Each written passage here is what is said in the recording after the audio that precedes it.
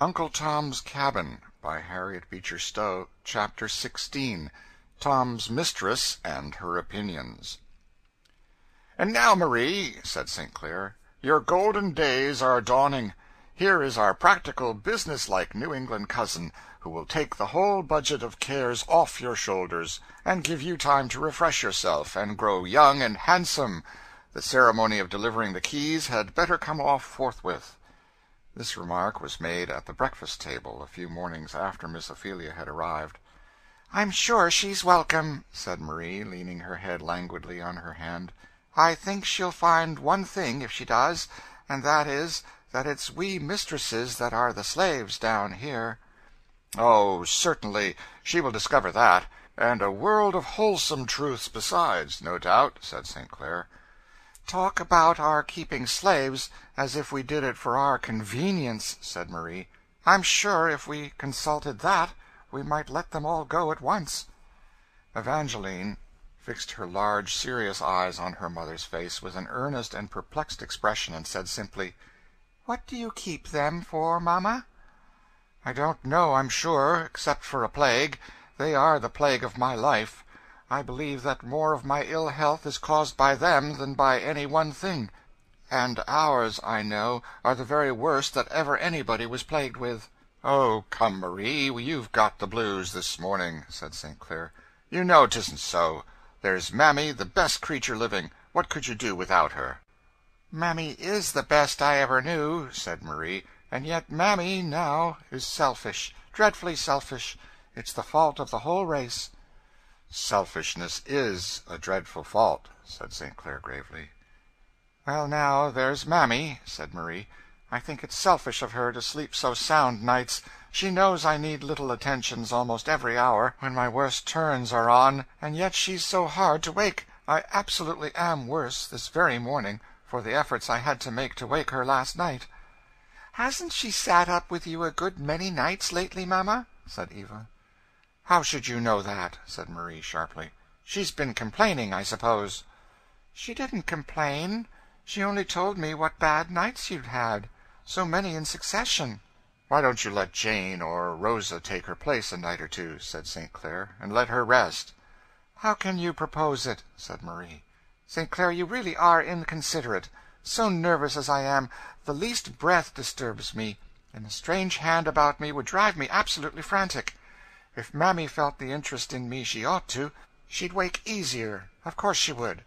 I've heard of people who had such devoted servants, but it never was my luck." And Marie sighed. Miss Ophelia had listened to this conversation with an air of shrewd, observant gravity, and she still kept her lips tightly compressed, as if determined fully to ascertain her longitude and position before she committed herself. "Now, Mammy has a sort of goodness," said Marie. "She's smooth and respectful, but she's selfish at heart. Now, she never will be done fidgeting and worrying about that husband of hers. You see, when I was married and came to live here, of course I had to bring her with me, and her husband, my father, couldn't spare. He was a blacksmith, and of course very necessary, and I thought and said at the time that Mammy and he had better give each other up, as it wasn't likely to be convenient for them ever to live together again. I wish now I'd insisted on it, and married Mammy to somebody else. But I was foolish and indulgent, and didn't want to insist. I told Mammy at the time that she mustn't ever expect to see him more than once or twice in her life again, for the heir of father's place doesn't agree with my health, and I can't go there, and I advised her to take up with somebody else. But no, she wouldn't. Mammy has a kind of obstinacy about her, in spots, that everybody don't see as I do." "Has she children?" said Miss Ophelia. "Yes, she has two." "I suppose she feels the separation from them?" "Well, of course I couldn't bring them. They were little dirty things. I couldn't have them about. And besides, they took up too much of her time. But I believe that Mammy has always kept up a sort of sulkiness about this. She won't marry anybody else, and I do believe now, though she knows how necessary she is to me, and how feeble my health is, she would go back to her husband to-morrow if she only could. I do, indeed," said Marie. "They are just so selfish, now, the best of them."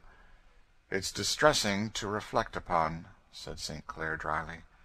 Miss Ophelia looked keenly at him, and saw the flush of mortification and repressed vexation, and the sarcastic curl of the lip as he spoke. "Now, Mammy has always been a pet with me," said Marie. "I wish some of your northern servants could look at her closets of dresses, silks, and muslins, and one real linen cambric she has hanging there. I've worked sometimes whole afternoons trimming her caps, and getting her ready to go to a party. As to abuse, she don't know what it is. She never was whipped more than once or twice in her whole life. She has her strong coffee or tea every day, with white sugar in it. It's abominable, to be sure, but St. Clair will have high life below stairs, and they, every one of them, live just as they please. The fact is, our servants are overindulged. I suppose it is partly our fault that they are selfish, and act like spoiled children, but I've talked to St. Clair till I'm tired." "And I, too," said St. Clair, taking up the newspaper. Eva, the beautiful Eva, had stood listening to her mother with that expression of deep and mystic earnestness which was peculiar to her. She walked softly round to her mother's chair, and put her arms round her neck. "Well, Eva, what now?" said Marie. "Mamma, couldn't I take care of you one night, just one? I know I shouldn't make you nervous, and I shouldn't sleep. I often lie awake nights, thinking." "Oh, nonsense, child, nonsense," said Marie. "You are such a strange child." "But may I, mamma? I think," she said timidly, "that Mammy isn't well. She told me her head ached all the time lately." "Oh, that's just one of Mammy's fidgets. Mammy is just like all the rest of them. Makes such a fuss about every little headache or finger ache. It'll never do to encourage it, never. I'm principled about this matter," said she, turning to Miss Ophelia. "You'll find the necessity of it. If you encourage servants in giving way to every little disagreeable feeling, and complaining of every little ailment, you'll have your hands full. I never complain myself. Nobody knows what I endure. I feel it a duty to bear it quietly, and I do." Miss Ophelia's round eyes expressed an undisguised amazement at this peroration, which struck St. Clair as so supremely ludicrous that he burst into a loud laugh.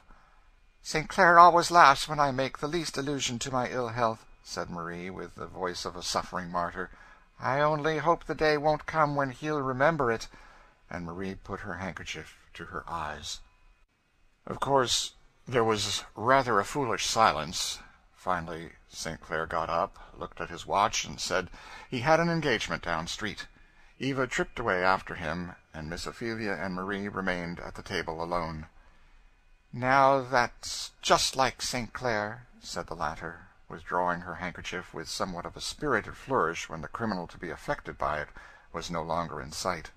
"He never realizes, never can, never will, what I suffer, and have for years. If I was one of the complaining sort, or ever made any fuss about my ailments, there would be some reason for it. Men do get tired, naturally, of a complaining wife. But I've kept things to myself, and borne, till St. Clair has got in the way of thinking I can bear anything." Miss Ophelia did not exactly know what she was expected to answer to this.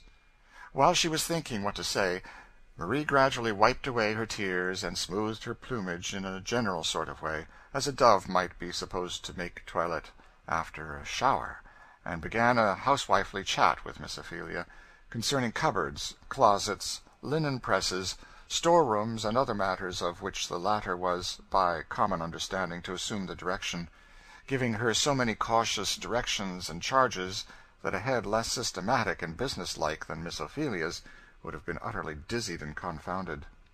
"And now," said Marie, "I believe I've told you everything, so that when my next sick turn comes on you'll be able to go forward entirely without consulting me. Only about Eva, she requires watching." "She seems to be a good child, very," said Miss Ophelia. "I never saw a better child." "Eva's peculiar," said her mother, "very. There are things about her so singular. She isn't like me, now, a particle," and Marie sighed, as if this was a truly melancholy consideration. Miss Ophelia, in her own heart, said, "I hope she isn't," but had prudence enough to keep it down. Eva always was disposed to be with servants, and I think that well enough with some children. Now, I always played with father's little negroes. It never did me any harm. But Eva somehow always seems to put herself on an equality with every creature that comes near her. It's a strange thing about the child. I never have been able to break her of it. St. Clair, I believe, encourages her in it. The fact is, St. Clair indulges every creature under this roof but his own wife." Again Miss Ophelia sat in blank silence. "Now, there's no way with servants," said Marie, "but to put them down and keep them down. It was always natural to me from a child. Eva is enough to spoil a whole house full. What she will do when she comes to keep house herself, I'm sure I don't know. I hold to being kind to servants. I always am. But you must make 'em know their place. Eva never does. There's no getting into the child's head the first beginning of an idea what a servant's place is. You heard her offering to take care of me nights, to let Mammy sleep. That's just a specimen of the way the child would be doing all the time, if she was left to herself." "Why," said Miss Ophelia bluntly, "I suppose you think your servants are human creatures, and ought to have some rest when they are tired." "Certainly, of course. I'm very particular in letting them have everything that comes convenient, anything that doesn't put one at all out of the way, you know. Mammy can make up her sleep some time or other. There's no difficulty about that. She's the sleepiest concern that I ever saw. Sewing, standing, or sitting, that creature will go to sleep, and sleep anywhere and everywhere. No danger but Mammy gets sleep enough. But this treating servants as if they were exotic flowers or china vases is really ridiculous," said Marie, as she plunged languidly into the depths of a voluminous and pillowy lounge, and drew towards her an elegant cut-glass vinaigrette. "You see," she continued, in a faint and ladylike voice, like the last dying breath of an Arabian jessamine, or something equally ethereal, "you see, Cousin Ophelia, I don't often speak of myself. It isn't my habit. It isn't agreeable to me. In fact, I haven't strength to do it. But there are points where St. Clair and I differ. St. Clair never understood me, never appreciated me. I think it lies at the root of all my ill health. St. Clair means well, I am bound to believe, but men are constitutionally selfish and inconsiderate to woman. That, at least, is my impression." Miss Ophelia, who had not a small share of the genuine New England caution, and a very particular horror of being drawn into family difficulties, now began to foresee something of this kind impending. So, composing her face into a grim neutrality, and drawing out of her pocket about 1.25 yards of stocking, which she kept as a specific against what Dr. Watts asserts to be a personal habit of Satan when people have idle hands, she proceeded to knit most energetically, shutting her lips together in a way that said as plain as words could, "You needn't try to make me speak. I don't want anything to do with your affairs." In fact, she looked about as sympathizing as a stone lion. But Marie didn't care for that. She had got somebody to talk to, and she felt it her duty to talk, and that was enough. And reinforcing herself by smelling again at her vinaigrette, she went on. "You see, I brought my own property and servants into the connection when I married St. Clair, and I am legally entitled to manage them my own way. St. Clair had his fortune and his servants, and I'm well enough content he should manage them his way. But St. Clair will be interfering. He has wild, extravagant notions about things, particularly about the treatment of servants. He really does act as if he set his servants before me, and before himself too, for he lets them make him all sorts of trouble, and never lifts a finger.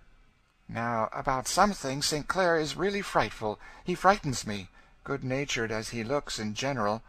Now he has set down his foot that, come what will, there shall not be a blow struck in this house except what he or I strike, and he does it in a way that I really dare not cross him.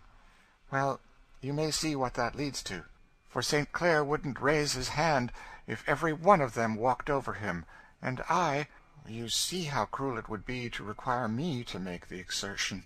Now, you know these servants are nothing but grown-up children."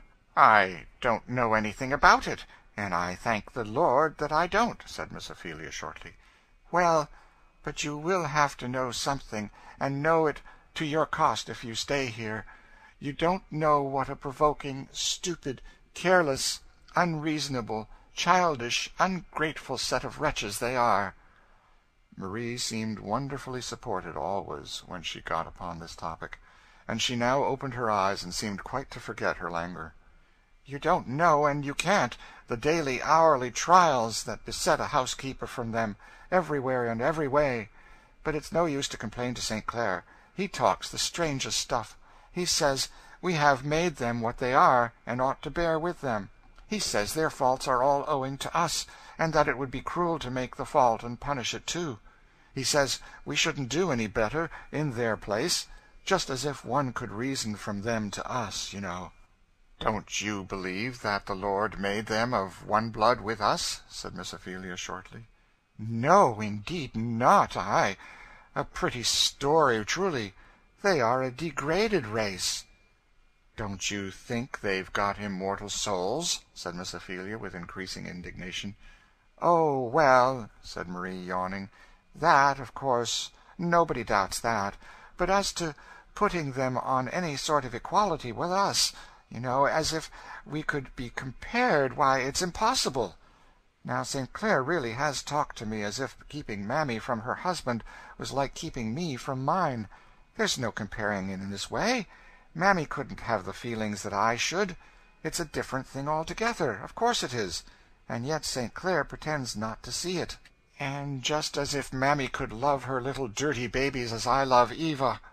Yet St. Clair once really and soberly tried to persuade me that it was my duty, with my weak health, and all I suffer, to let Mammy go back and take somebody else in her place. That was a little too much even for me to bear. I don't often show my feelings. I make it a principle to endure everything in silence. It's a wife's hard lot, and I bear it. But I did break out that time, so that he has never alluded to the subject since. But I know by his looks and little things that he says, that he thinks so as much as ever, and it's so trying, so provoking." Miss Ophelia looked very much as if she was afraid she would say something, but she rattled away with her needles in a way that had volumes of meaning in it, if Marie could only have understood it.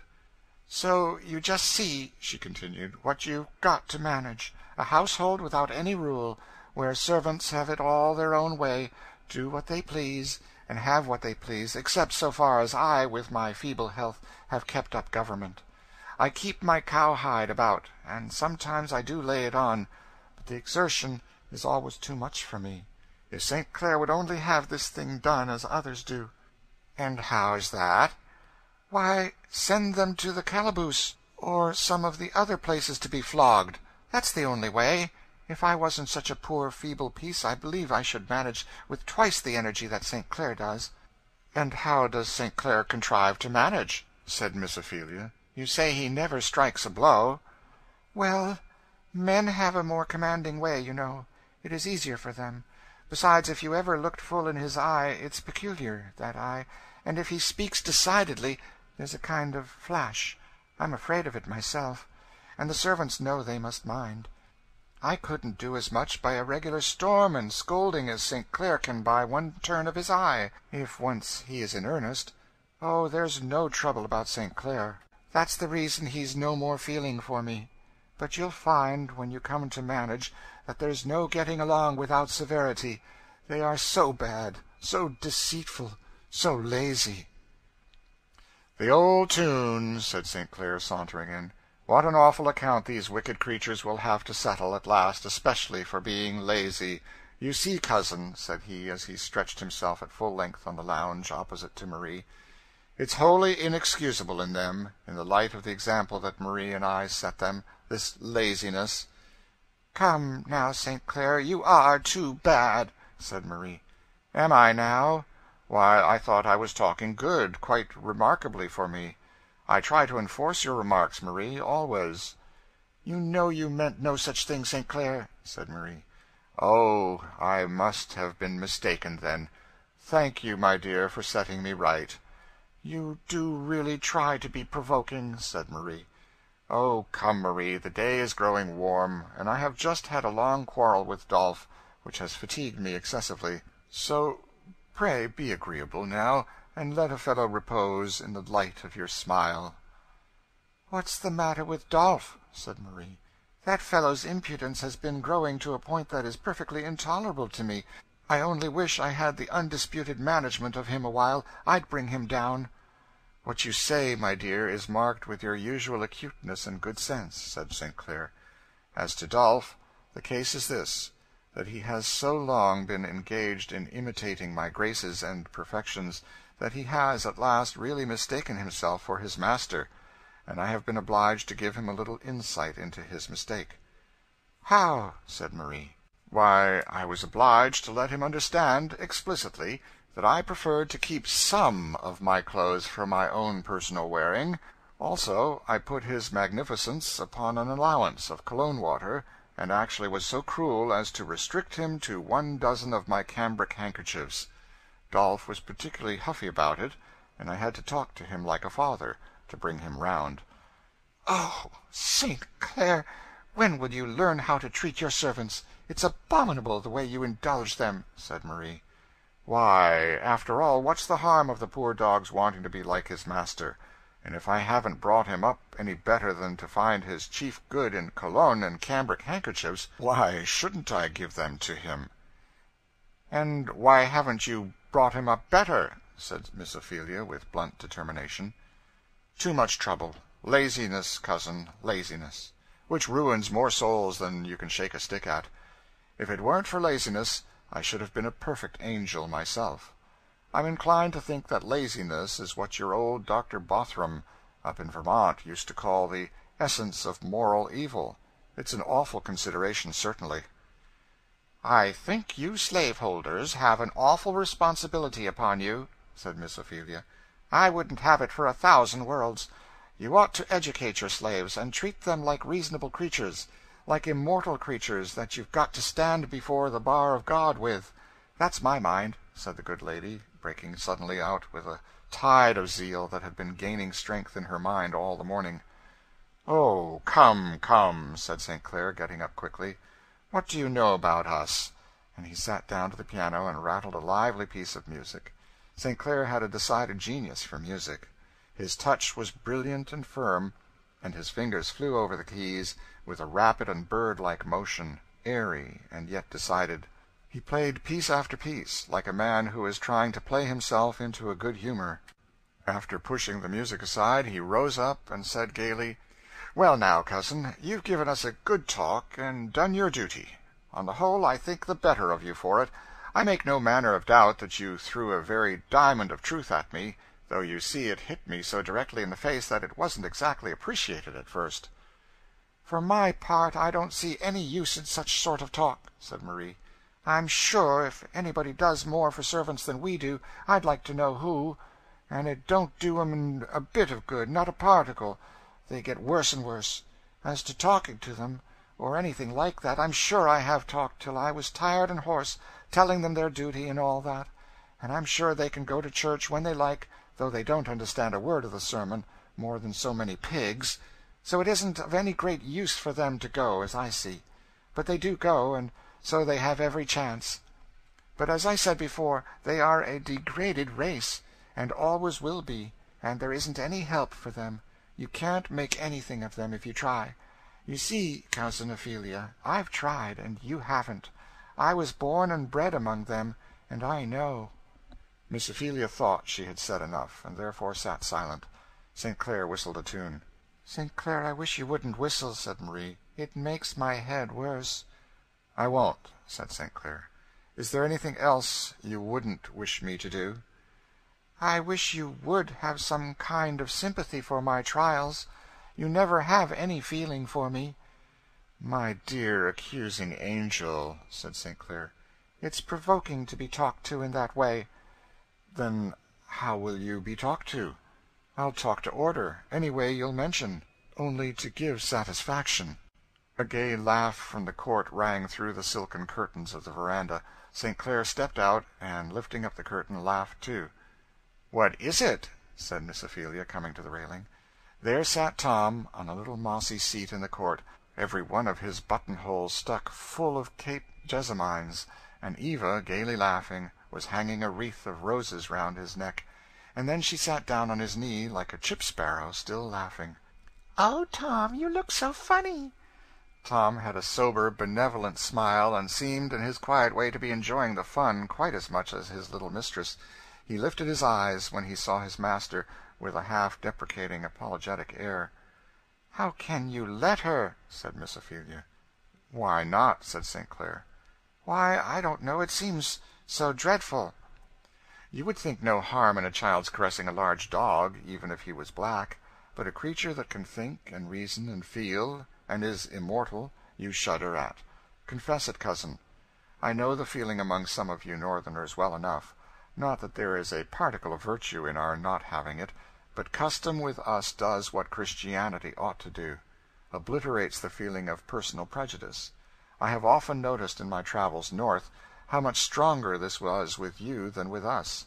You loathe them as you would a snake or a toad, yet you are indignant at their wrongs. You would not have them abused, but you don't want to have anything to do with them yourselves. You would send them to Africa out of your sight and smell, and then send a missionary or two to do up all the self-denial of elevating them compendiously. Isn't that it?" "Well, cousin," said Miss Ophelia thoughtfully, "there may be some truth in this." "What would the poor and lowly do without children?" said St. Clair, leaning on the railing and watching Eva as she tripped off, leading Tom with her. "Your little child is your only true democrat. Tom now is a hero to Eva. His stories are wonders in her eyes. His songs and Methodist hymns are better than an opera, and the traps and little bits of trash in his pocket a mine of jewels, and he the most wonderful Tom that ever wore a black skin. This is one of the roses of Eden that the Lord has dropped down expressly for the poor and lowly, who get few enough of any other kind." "It's strange, cousin," said Miss Ophelia. "One might almost think you were a professor to hear you talk." "A professor?" said St. Clair. "Yes, a professor of religion." "Not at all. Not a professor, as your town folks have it, and, what is worse, I'm afraid, not a practicer either." "What makes you talk so, then?" "Nothing is easier than talking," said St. Clair. "I believe Shakespeare makes somebody say, 'I could sooner show 20 what were good to be done, than be one of the 20 to follow my own showing.'" The Merchants of Venice, Act 1, Scene 2, lines 17, 18. "Nothing like this division of work. My forte lies in talking, and yours, cousin, lies in doing." In Tom's external situation at this time there was, as the world says, nothing to complain of little Eva's fancy for him.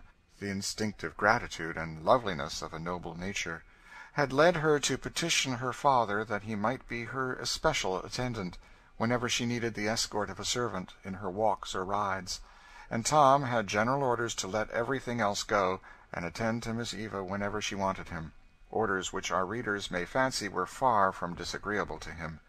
He was kept well dressed, for St. Clair was fastidiously particular on this point. His stable services were merely a sinecure, and consisted simply in a daily care and inspection, and directing an under-servant in his duties. For Marie St. Clair declared that she could not have any smell of the horses about him when he came near her, and that he must positively not put to any service that would make him unpleasant to her, as her nervous system was entirely inadequate to any trial of that nature. One snuff of anything disagreeable being, according to her account, quite sufficient to close the scene and put an end to all her earthly trials at once.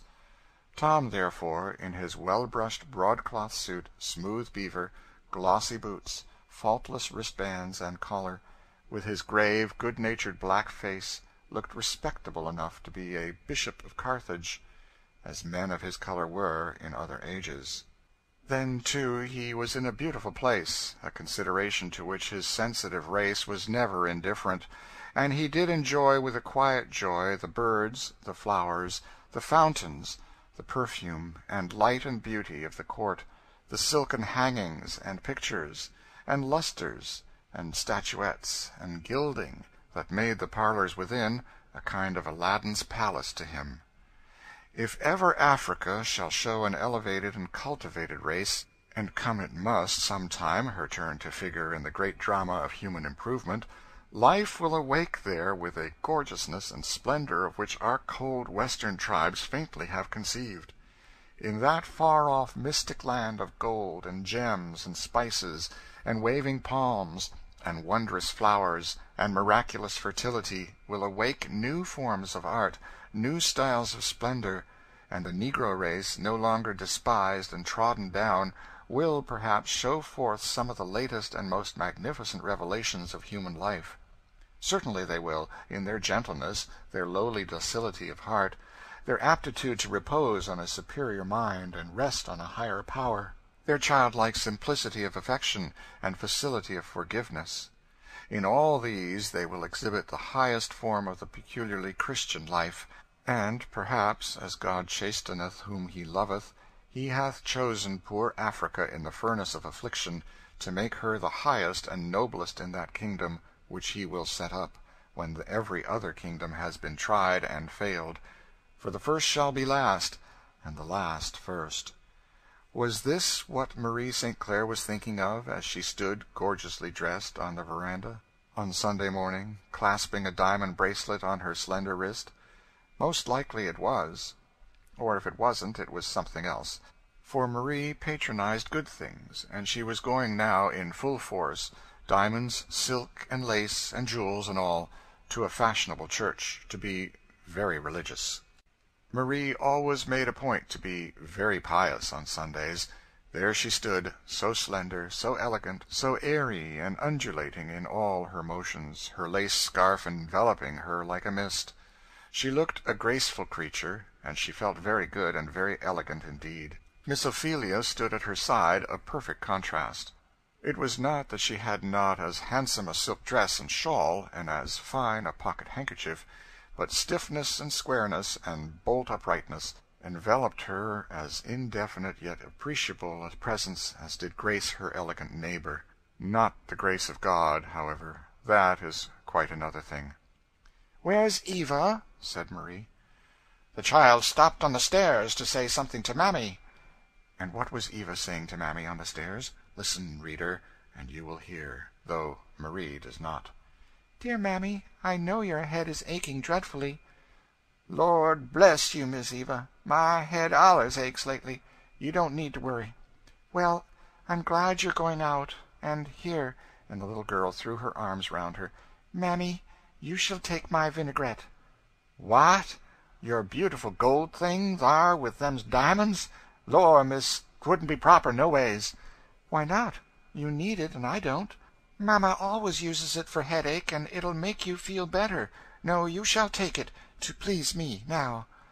"Do hear the darling talk," said Mammy, as Eva thrust it into her bosom, and kissing her ran downstairs to her mother.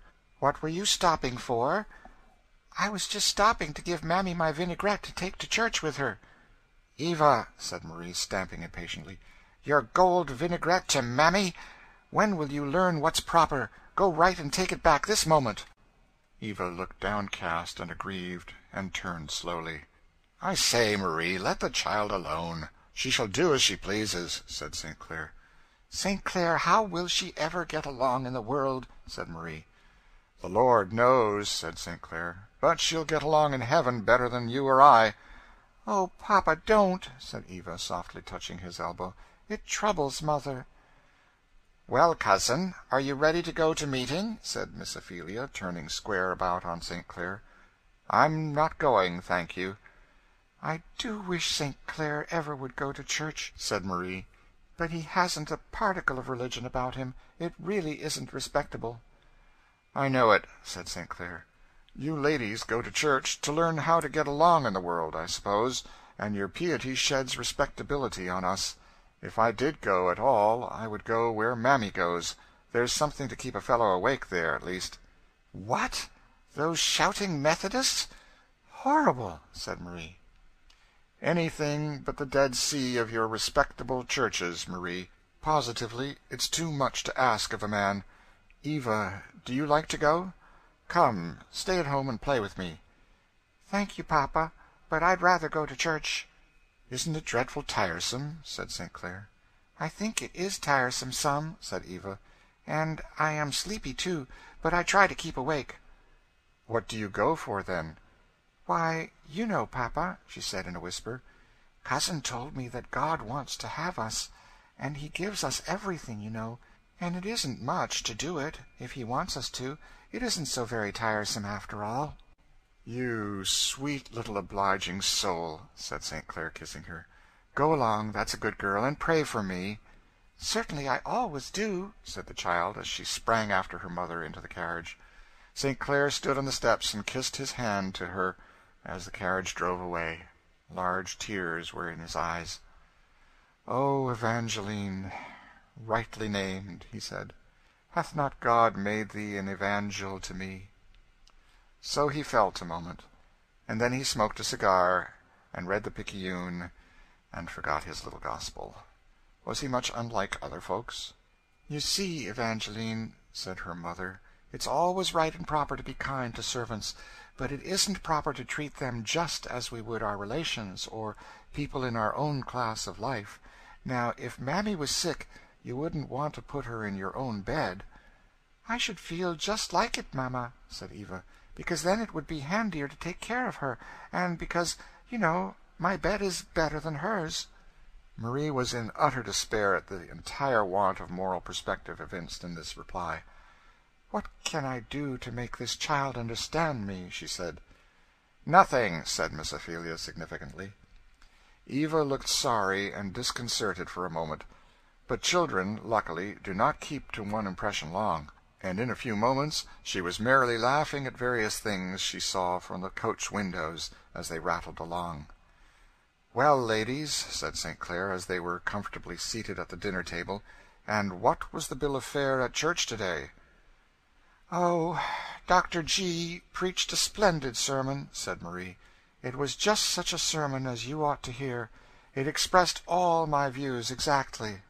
"It must have been very improving," said St. Clair. "The subject must have been an extensive one." "Well, I mean all my views about society and such things," said Marie. "The text was, 'He hath made everything beautiful in its season.' And he showed how all the orders and distinctions in society came from God, and that it was so appropriate, you know, and beautiful, that some should be high and some low, and that some were born to rule and some to serve, and all that, you know. And he applied it so well to all this ridiculous fuss that is made about slavery, and he proved distinctly that the Bible was on our side, and supported all our institutions so convincingly.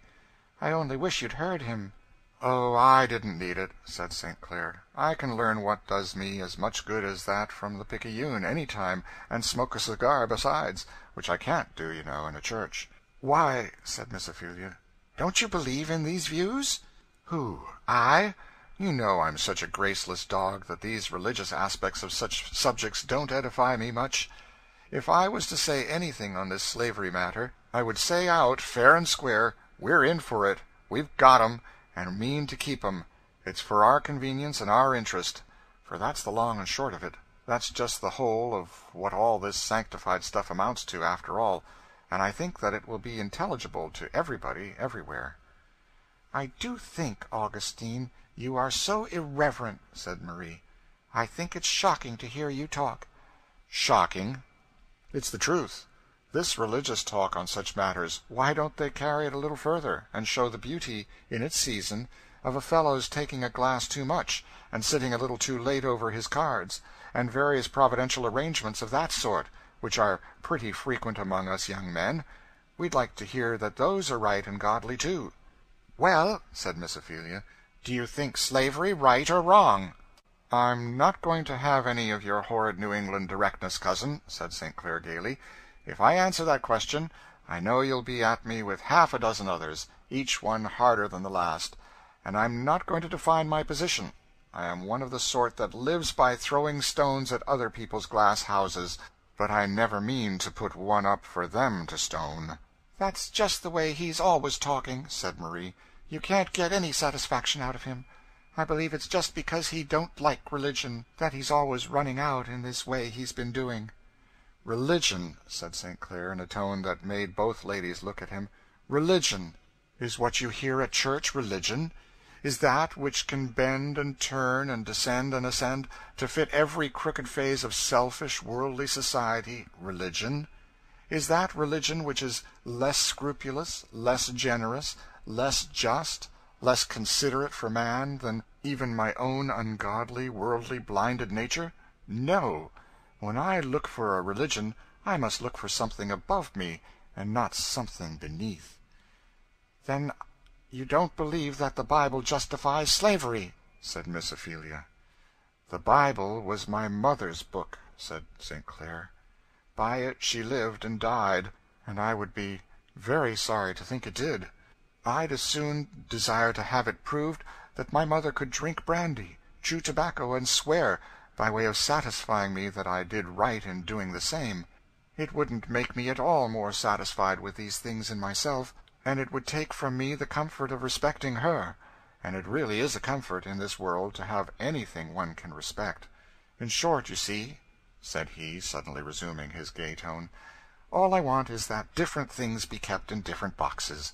The whole framework of society, both in Europe and America, is made up of various things which will not stand the scrutiny of any very ideal standard of morality. It's pretty generally understood that men don't aspire after the absolute right, but only to do about as well as the rest of the world. Now, when anyone speaks up, like a man, and says slavery is necessary to us, we can't get along without it, we should be beggared if we give it up, and, of course, we mean to hold on to it. This is strong, clear, well-defined language.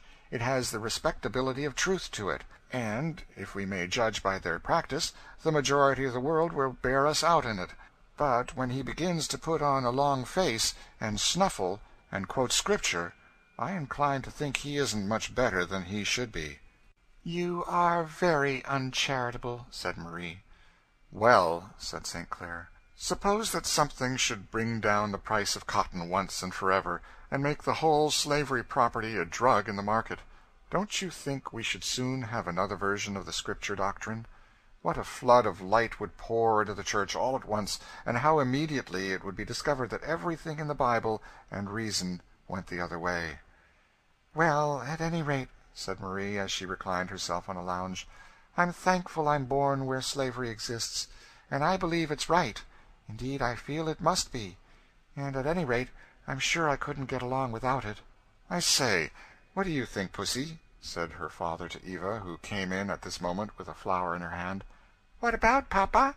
Why, which do you like the best, to live as they do at your uncle's, up in Vermont, or to have a house full of servants as we do?